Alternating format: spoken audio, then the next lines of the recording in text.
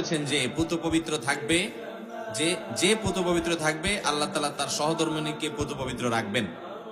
কিন্তু কতক সময়ের বিপরীত হয়, যেমন আমার বন্ধুর ক্ষেত্রে হয়েছে। তাই এখন এই আয়াতের ব্যাখ্যা কি হবে? এই আয়াতের ব্যাখ্যা এটা চূড়ান্ত না তো ভাই, আপনাকে কে বলেছে এটা চূড়ান্ত? এই আয়াত পড়ে অনেকে ভুল বুঝে, অনেকে মনে করে আয়াতে আল্লাহ বলেছেন যে খবিস মহিলারা খবিস পুরুষদের জন্য আর ভালো মহিলারা ভালো পুরুষদের জন্য।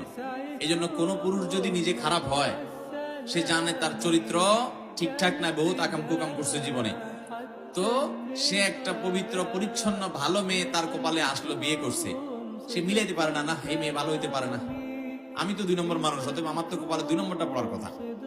সে নিজের বইয়ের প্রতি খারাপ ধারণা করে। এই আয়াত ভুল বোঝার কারণে, এটা আয়াতের মর্ম এভাবে নয়।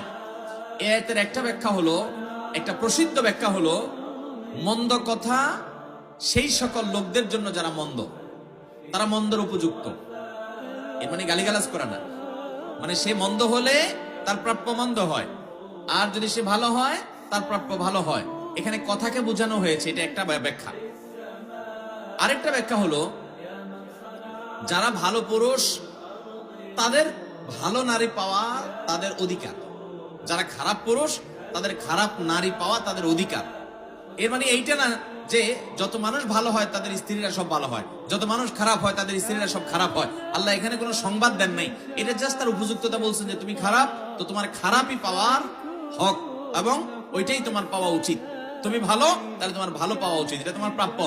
যার খারাপ পাওয়া উচিত, আল্লাহ দয়া করে তাকে ভালো দিতে পারেন কি পারেন না?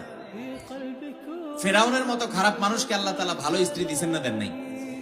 আবার আল্লাহ নবী লূত আলাইহিস সালাম এবং নূহ আলাইহিস সালাম, আল্লাহর দুজন নবী নেককার বান্দা, তাদের দুজনকে দুজন স্ত্রী দিয়েছেন যে স্ত্রীরা তাদের প্রতি ঈমান আনেন নাই। তাহলে অমুসলিম, আল্লাহর প্রতি ঈমান নাই, সেই কুফরি করা মানুষগুলোকে নবীর ঘরে আল্লাহ স্ত্রী হিসেবে দিয়েছেন। তাহলে ভালো মানুষে আল্লাহ তাআলা খারাপ মানুষ দিচ্ছেন না, দেন নাই। তাহলে এভাবে আয়াতের আলোকে এই সহজ সমীকরণ করা যাবে না। আর এই আয়াতের ব্যাখ্যা মোটেও সঠিক না যে ভালো হবে তার সহধর্মিণী ভালো হবে, যে খারাপ হবে তার সহধর্মিণী খারাপ হবে না।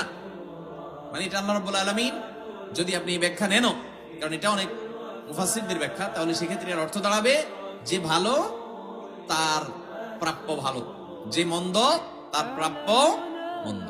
কিন্তু এর মানে এই না যে সে মন্দই পাবে, আল্লাহ তাআলা দয়া করে তাকে ভালো দিতে পারেন। আবার একজন ভালো মানুষকে মন্দ মানুষ দিয়ে আল্লাহ পরীক্ষা করতে পারেন। আল্লাহ তাআলার কাজ হিকমত এবং রহস্য থেকে খালি না।